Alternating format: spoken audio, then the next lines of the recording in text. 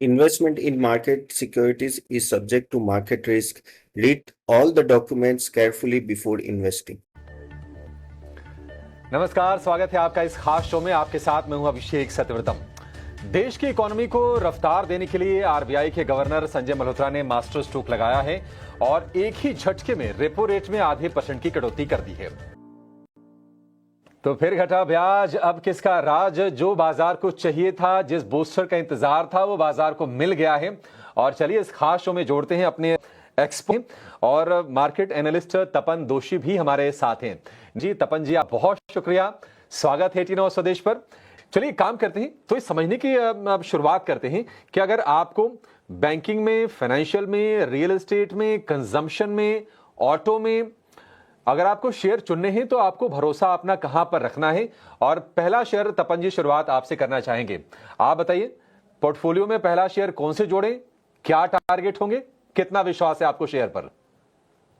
बात करेंगे तो पहले आरबीआई के बारे में 2 मिनट बात करना चाहता हूँ कि जिस तरह से उन्होंने बोनस दिया, आज सुबह हम लोग बात करे तो, और आपने कहा भी था अभिषेक जी, मुझे याद है कि 50 बेसिस पॉइंट कट कर दे तो अच्छी खासी तेजी आएगी, और हम लोग बात करे थे उस भी, और सही में उन्होंने सुन लिया। और लेकिन अगर आप ये देखो तो पिछले 10 महीने से जो एक लिक्विडिटी क्रंच था अप्रैल और मई मंथ में 24 में, उसके वजह से जीडीपी भी स्लो डाउन, और बाद में कॉन्शियसली आरबीआई ने हमेशा लिक्विडिटी इन्फ्यूज किया। इससे पहले भी उन्होंने 3 लाख करोड़ के से ज्यादा उन्होंने लिक्विडिटी ऑलरेडी इन्फ्यूज कर दिया था।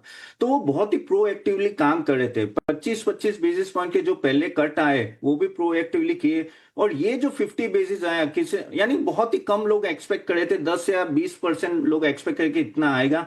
और अब जो 1% सीआरआर भी कट किया, यानी 2.5 लाख करोड़ और दिए, यानी वो पूरा लिक्विडिटी इन्फ्यूज कर रहे हैं, जिससे ऑलमोस्ट 6 लाख करोड़ से ज्यादा इन्फ्यूज है, और जिससे वजह से पूरी इकोनॉमी कहते हैं ना कि एक रिफ्यूल हो जाएगी और अच्छी खासी चलेगी। और ये होता है प्रोएक्टिव, कहता है आरबीआई, क्योंकि एट द एंड जब वर्ल्ड लेवल पे जब इतनी प्रॉब्लम्स है, इन्फ्लेशन आई, हमें एक बेनिफिट मिला था लोअर इन्फ्लेशन का, उसका हमें बेनिफिट ले रहे हैं। क्रूड ऑयल नीचे है, अपना जीएसटी कलेक्शन अच्छा है, मॉनसून अच्छा है, और उसका बेनिफिट आरबीआई ने देखा, और अभी उन्होंने सही में बहुत ही अच्छा कदम उठाया। अब इसके वजह से मुझे ऐसा लग रहा है कि ऑफ कोर्स बैंक्स और एनबीएफसी का तो फायदा होगा, एनबीएफसी को थोड़ा ज्यादा फायदा हो सकता है इसके वजह से। अगर आप बैंक्स की बात करें तो मुझे ऐसा लग रहा है कि पीएसयू बैंक्स में ज्यादा बेनिफिट होगा, खास करके एसबीआई, क्योंकि उनके जो रेट्स होते हैं ज्यादा लोअर होंगे और वहां लैंडिंग ग्रोथ ज्यादा आएगा, प्लस उनके बॉन्ड्स का उनका फायदा वहां भी होगा। और अगर आप देखो बीएससी का सॉरी जिस तरह से एसबीआई का वर्क कल्चर रहा है ना, आगे जिस तरह से रेट करते, तो उनको मैंने हमेशा देखा है कि क्रेडिट ग्रोथ की वजह से उनके नीम्स भी ओवरऑल मेंटेन रहते, इतना प्रॉब्लम नहीं है। तो आई थिंक मेरा एसबीआई होगा, वो 1050 का टारगेट होगा मेरा।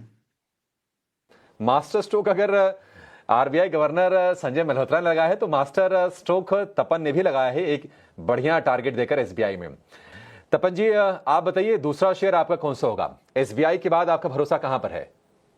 एफसी की बात करें तो अच्छा हुआ मैंने वो सिलेक्ट नहीं, श्रीराम फाइनेंस मेरे भी नजर में था, लेकिन अभी मैं एलआईसी हाउसिंग फाइनेंस एक अच्छा शेयर है, वो भी अच्छी ग्रोथ दिखा रहा है स्लोली एंड ग्रेजुअली। प्रॉफिटेबिलिटी अच्छी है, लेकिन समहाउ उनको वैल्यूएशन री रेटिंग होती नहीं है।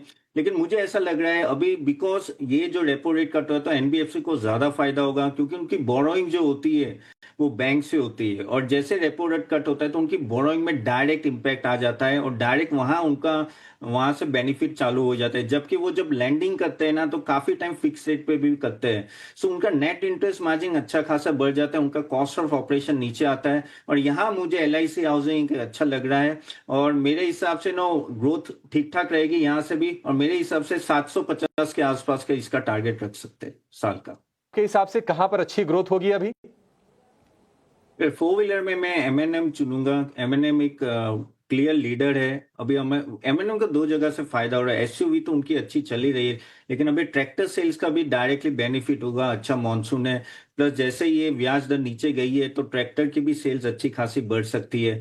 ट्रैक्टर में भी वो एक लीडर है। इवन एसयूवी में जिस तरह से उन्होंने अपना शेयर गेन किया है टाटा मोटर्स के सामने, वो भी नो काबिले तारीफ है। तो ओवरऑल अगर आप एमएनएम की बात करें, मुझे ऐसा लग रहा है कि आगे जाके जैसे इंटरेस्ट रेट कट होगा, मॉनसून अच्छा रहेगा, डिस्क्रिशनरी स्पेंडिंग होगी, तो आजकल क्या होता है लोग ज्यादा एसयूवी प्रीफर करते हैं, और उनके बजट में जो एमएनएम के बजट जो पूरा रेंज है वो बहुत ही अच्छा है। उनके जो थार है, एक्सयूवी 700 है, वो सब बहुत ही अच्छे चल रहे हैं। प्लस ट्रैक्टर की भी बिक्री बहुत अच्छी है।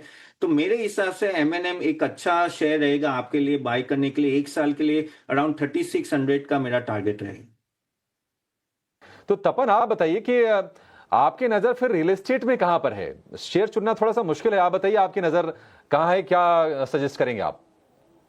आपकी बात बिल्कुल सही है अभिषेक जी के रियल एस्टेट स्टॉक बहुत भाग चुके हैं, लेकिन अभी भी मुझे लग रहा है कि एक स्टॉक जो मुझे अच्छा लग रहा है यहाँ से वो है DLF। आज भी भागा हुआ है, लेकिन DLF का मेन पॉजिटिव ये है कि प्रीमियमाइजेशन में जब वो बात करते हैं कि हाउसिंग में, तो वहाँ उनका बहुत ही अच्छा होल्ड है।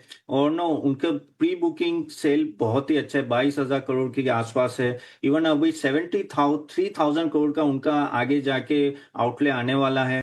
प्लस कैश है अच्छा खासा, 6,000 करोड़ के आसपास कैश है इनके पास। और उनका कहते हैं ना कि प्रीमियम प्रॉपर्टीज में उनके जैसे आते हैं और बिक भी जाते हैं, सो वो उनको बेनिफिट आता है। और अब ये जो रेट कट आ रहा है ना, उससे डायरेक्टली बाइंग में फर्क पड़ ही जाता है। और खास करके ना जो लोग वेट करे कि थोड़ा ब्याज नीचे है तो हम लोग सोचे, तो मुझे लगता है कि ये प्रीमियम सेगमेंट में DLF एक बहुत ही अच्छा स्टॉक है। और अभी थोड़ा बढ़ गया है, लेकिन यहाँ से भी जिस तरह से उनकी लैंड बुक है, जिस तरह से उनके पास नो आगे प्री ऑर्डर सेल्स है, और ओवरऑल उनके पास अभी भी काफी सारे यूनिट्स है जो सेल कर पाएंगे। तो वो भी नहीं है कि भाई सिर्फ प्री ऑर्डर पे चल रहा है। तो इस सब एंगल से देख के मुझे अभी भी लग रहा है कि DLF यहाँ से 1,000 के ऊपर यानी 1,090 के आसपास एक अच्छा बाय हो सकता है। तपन कोई और शेयर है जो जहां पर आपको लगता है कि RBI के रेट कट का अच्छा फायदा मिल सकता है? जी हाँ अभिषेक जी, अगर आप देखो रेट कट होता है तो disposable income no overall consumer के पास ज्यादा आती है। उनके ब्याज जब लोन के कम होते हैं तो वो कहाँ जाके स्पेंड वो टूरिज्म में करते हैं या कहीं और नो शॉपिंग करते हैं। लेकिन टूरिज्म से रिलेटेड ही एक स्टॉक है जो इंटरग्लोब एविएशन है। एक ही लौता स्टॉक है जो एविएशन में सब लीडर है। एंड ओवरऑल अगर आप टूरिज्म जिस तरह से बढ़ रहा है, तो मुझे ऐसा लग रहा है इंटरग्लोब एविएशन यहाँ बहुत ही अच्छी पोजीशन में है। क्योंकि अगर ऑयल देखे तो 65 के आसपास है, तो जी जो मीन एवरेज से काफी लो है। तो इनका एक बड़ा एक्सपेंस होता है क्रूड ऑयल, तो अभी वही नीचे है, तो उनको डायरेक्टली बेनिफिट मार्जिन में आ जाते हैं। प्लस उनके आप देखो कि जिस तरह से ये सिंदूर का जो ऑपरेशन हुआ था उसमें भी उन लोगों ने काफी अच्छी तक 3-4 दिन प्रॉब्लम आई, लेकिन ओवरऑल इंटरग्लोब को इतना प्रॉब्लम नहीं आया। ओवरऑल 40 कंट्री में उनका ऑलरेडी ऑपरेशंस है, यहाँ ऑलमोस्ट 490 सिटीज में। So all this shows that no बहुत ही स्ट्रॉन्ग फुटिंग में है। और उनका जिस तरह से ना सही टाइम पे फ्लाइट जाती है, और जिस तरह से उनका ऑलमोस्ट कहते हैं ना बड़ा होल्डिंग है, पूरे मार्केट शेयर है एविएशन में, आई थिंक ये एक ऐसा स्टॉक है जो मुझे यहाँ से भी अच्छा लग रहा है। अराउंड 6750 का कह सकते हैं कि टारगेट यहाँ से आप रख सकते हो इंटरग्लोब एविएशन का।